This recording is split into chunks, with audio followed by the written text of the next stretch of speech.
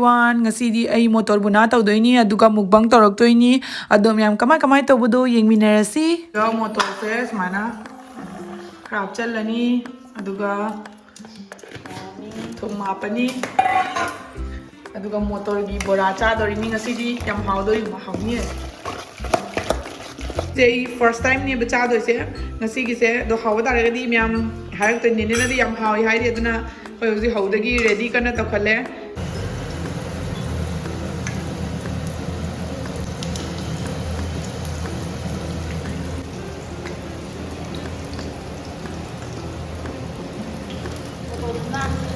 Sise motor buna ni kasar ki maming dadi motor buna manipur ki maming dana mangal buna kasar dadi motor mangal motor buna hoi ne sigana motor buna manipur ki hoi dadi mangal buna akoi gi motor mangal buna te nene na tawse myam yung khawdoi ne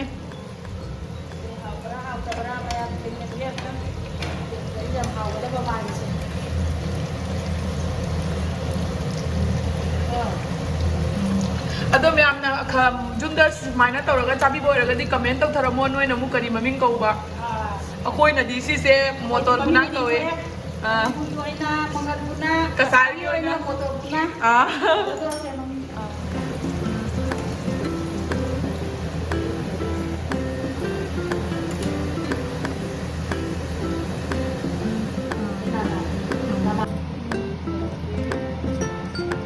do akoi ngasi gi mukbang se sida leire videos gi marak na akoi saina hoji Clovia da firo yam hoge na ko igi valentine gi dress khar lobi e dom yam da share to zarke yam kai na ina yam do picture do January gi day 27 da gi sale se live hoini 499 rupees da gi no ne hena lobi batar ga di igi coupon code se thamjaram ge sigi coupon code se sinara ga no da 15% discount phang doini adom yam so da magi changna yeng bio se Sleepwear Activewear bras puna max ga everything ga phangani gaina leizaba sing do yam da share to cash on delivery gi option su lei aduga free shipping charge aduga return so yamna line ta wai ai aino upa firon sing se magi link to igi description hapchara magi noi changaga check out to bio ado ina lobu sing do myam da mathang kucharake ado yengminarasi ka ke no sibo li personally comment toro aduga sigi ko cheipi ni ko ba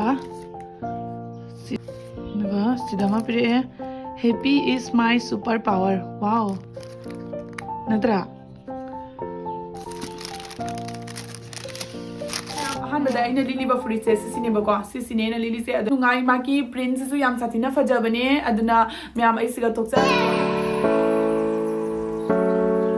de comment ra kadawani duga ahanbada sidale na ko ado ani shubadai nu ujarake ropo matanda ina khwaidagi pamja bahara asi sineba ko sigi maki khwaidagi pabara gadi maki print se cute oidra ko yam satina round neck ni aduga khangau se ngo aduga siga mukhang da siga labar pan pi aduga magi khangau gi size su khogi moton da pixan bi do adugi design ni ko aduga fi se yam satina phai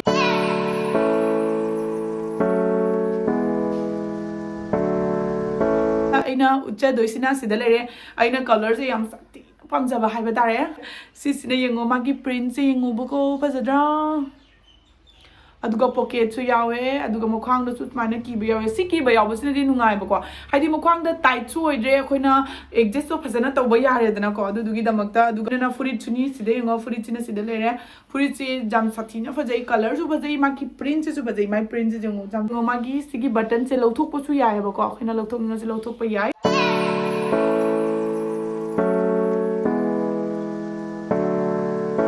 aduduna butterfly jet pagisima order torame do yamna pamjakhre aduga khangau se yenga khangau da suloi pura okti ye ibako butterfly se yenga khangau gi fi se khupha ma khamra do mo khang da smaina gi na ba yawe do fi phaba gi haroga ni yam sati na bai hadi home ye da changa ga lai hobuna di khwai gi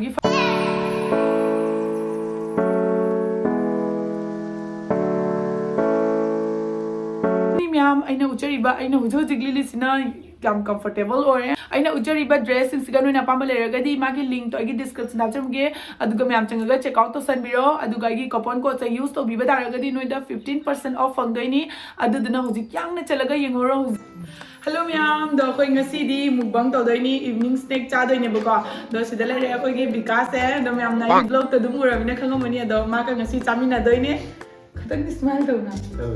Tahu tak? Kan ganun nga ako.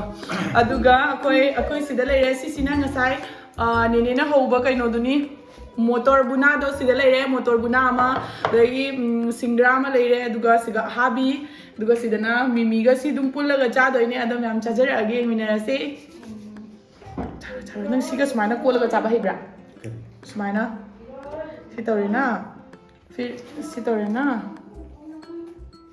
सेवा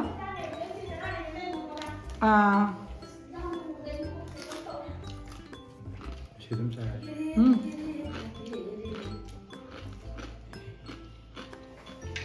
Ham gì làm chị ăn rồi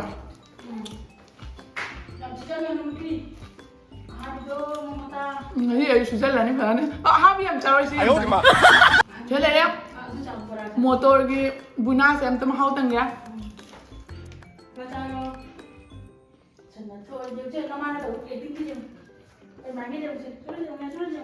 tâm hao đấy quá ổn nhỉ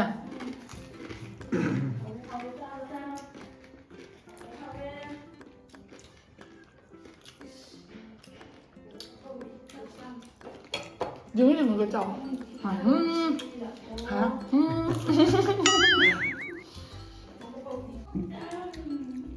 Hindi ko ma'am kaya no siga no kaya siga siya hapa ni si fajan ang fold or ni tuga chan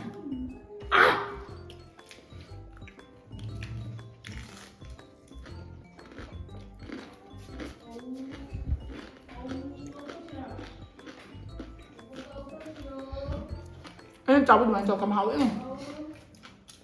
chứ ngày tết cái thằng mù bà Sunday video na mini na ngatang kamu. Ay tapi ya. Hi kobi ni na. Hello ni na. Ani muk same ni. Hello ro. Ndu be. Sikara kolo si muruk sa ni ko. Ya. Si muruk ra le. Ni chi thora. Ni si se. Si hapo. Si hapo.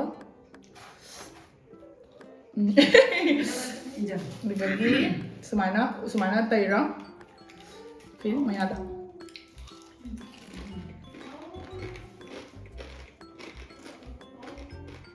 अब Murah kali. Test अच्छा है ना कोई side की famous सिंगरानी सी क्या हम है कौन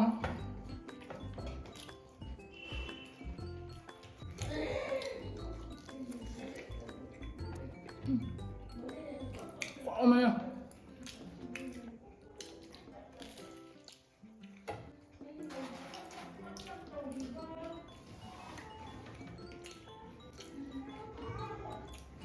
Nàng ấy đi qua, chính ra sẽ mới chào được một bức thân lệ.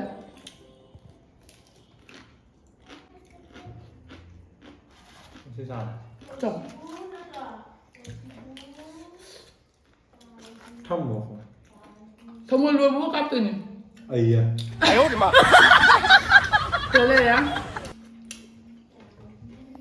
Số máy nó chậu một băng ngày đôi số máy nó như thế. Cho lên là chứng ha.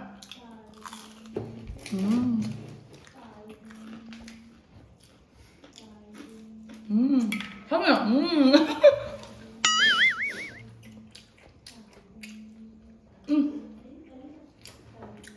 Một tổ bún ăn là xịn đây ha.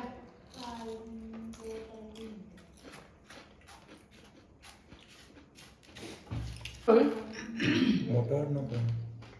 Motor buna.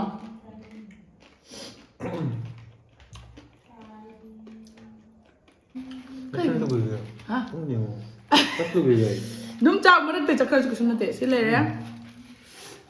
Sida habi hape na ko kobi hape.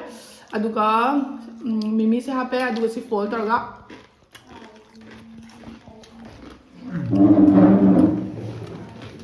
Oh wow. Sao rồi?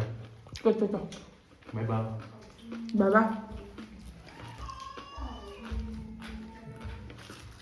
Mà chắc cái mà thua mà đây cho nên bị cá sấu đó. Rồi chứ?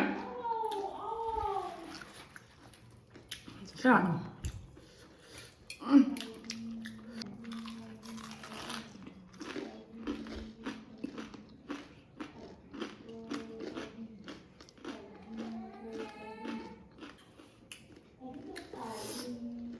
เฮ้ยจัดหนีอ่ะเอาไปเนี่ยเลยอันอยาก